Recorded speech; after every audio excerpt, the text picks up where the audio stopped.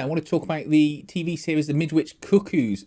This is the latest version of the Midwich Cuckoos story that started off as a sci-fi novel around 1957, I think. There was the first movie, the Village of the Damned, and then there was a remake of it by John Carpenter, also called The Village of the Damned, towards the early 90s.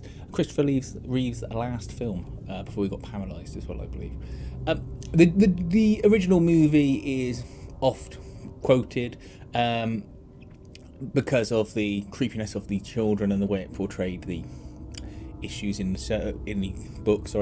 The John Carpenter movie is often panned as being terrible. I like it. I think it does exactly what it needs to do.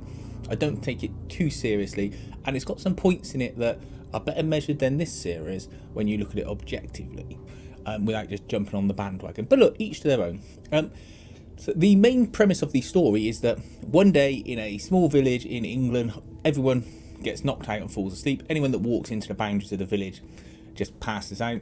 And after sort of a day passes, they all wake up and all the women of childbearing age are pregnant. And these babies are born, and they all have this sort of collective hive mind, and people don't know what's going on. There's obviously inferred that there's an alien presence that has caused them to be born, and it's how they deal with these children. They've also got sort of telekinetic and telepathic powers, and they can control people's minds, so it makes it very dangerous to cross these children, and they obviously have an agenda. Now, first of all, just want to say this is a good series. I very much enjoyed it. It's 7 episodes long. Each one's about 45 minutes to just over an hour in length. They do vary.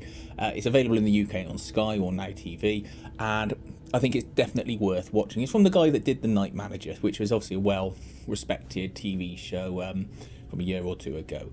Now, so first of all, the actors in this: Max Beasley, Keely Hawes, they're the sort of main characters, but you do get a good spread of British actors throughout it that are all doing their best with the roles they've got, showing themselves as the parents of the children, and they've all got their little B stories going on. I would say there's no one's a sort of the weak link when it comes to the acting, because they're all meant to be different parents and they're all reacting to this situation differently. I don't think there's anything wrong there. I don't think the pacing is off at all. I enjoyed it. I mean, maybe it could have been wrapped up in 6 episodes if they tightened it slightly, but it didn't ever feel mad baggy at any point. That was fine. The production value is good, looks good, feels good. What I would say is there's a special effect showing them getting inseminated with something coming from the sky, a sky beam. I could have done without that, to be honest. I would rather have just kept it no special effects for that, just have people waking up pregnant. But it was a choice, and it doesn't detract from the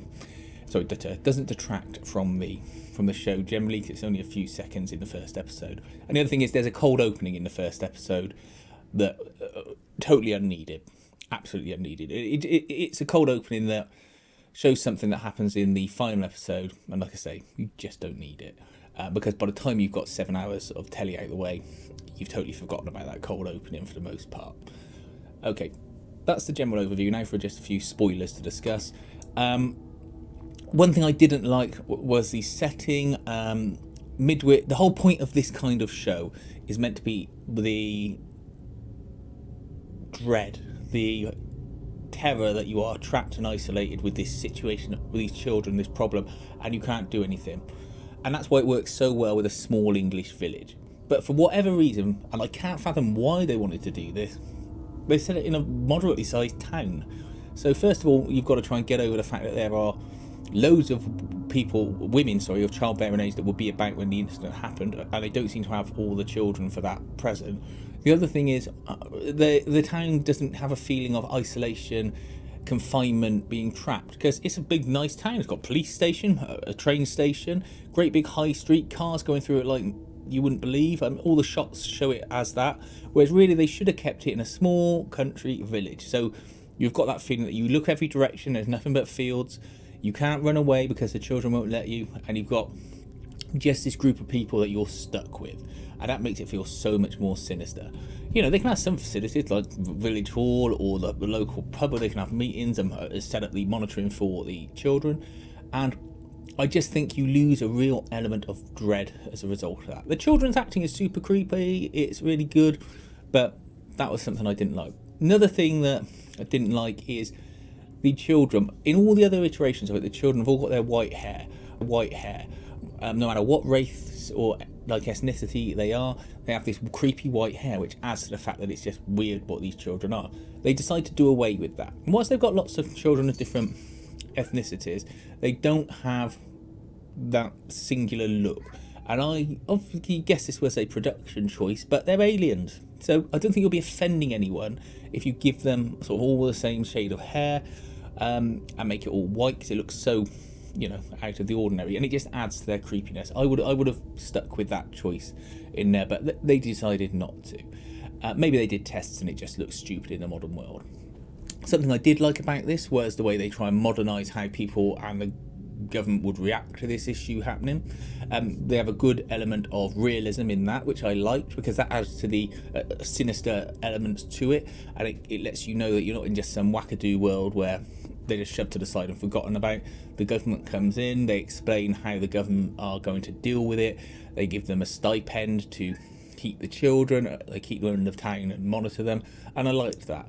I just wish there's a little bit more of them monitoring the children, because you don't see too much of it. They keep talking about them being on a ward and being monitored, but you don't see any more than that. And it just felt a little bit lacking. I like the pseudo sci-fi bollocks, and I just wish there's a little bit more of that poured in. A little bit more of the pseudo sci-fi stuff, put in there. The same goes for the deaths. The kids don't really hurt or kill that many people.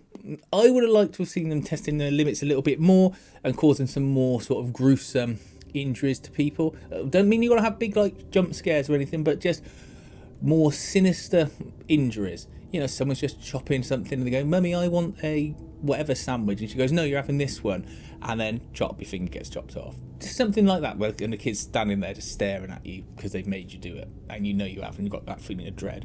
There's very few moments like that in the series. I think your brain's tricked into thinking there are lots like that, but they just aren't. And I would like to have had a little more of that.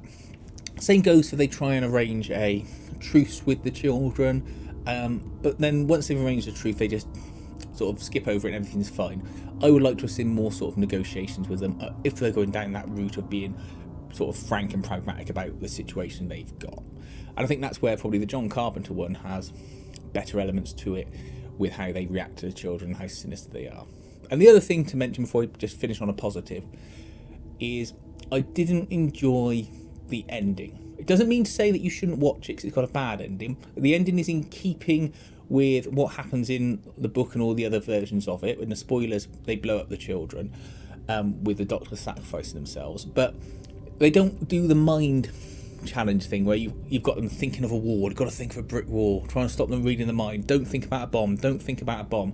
Instead, she's just on a bus and they're tootling along, and then when someone twigs that there's a person missing and Max Beasley is taking their place, he just blows them up.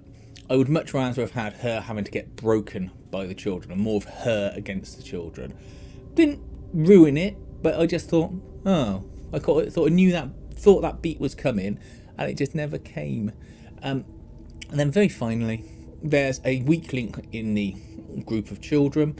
In the John Carpenter version, it's dealt with on the basis that they were in pairs, so you've got boy, girl, boy, girl, boy, girl, and one of the children's girls was miscarried, and therefore he's left without a partner, so it leaves him sort of somewhat separated from the group. In this, there's no real reason given for this one child to sort of become a turncoat, and it just felt a little bit out of the blue. Whereas, at least in the other version, which I say is panned by a lot of people, there was a legitimate reason for this child to change his allegiances, because he didn't have that solid link. So he could love, he could, want to be with his mum and dad properly. Just thought that was something that felt a little bit forced and a little bit underwritten. Definitely worth watching. Check it out if you're a fan of sci-fi. certainly better than a lot of things you get nowadays where they just try and pad out the episodes. And Netflix are terrible for that, to be honest, with some of their shows. We watch them and you think, oh, they are really filling this up now with padding when it should have been a certain length. And Disney as well, they're terrible for it too. And I think they've learnt with the Marvel stuff where they're shortening it all down now. They used to be, 8 or 9 episodes long, and they're getting down to like 6 or so episodes because they know people have twigged that it's padding, and it's cheaper for them because they can make less episodes and get the same amount of eyes on it. But yeah,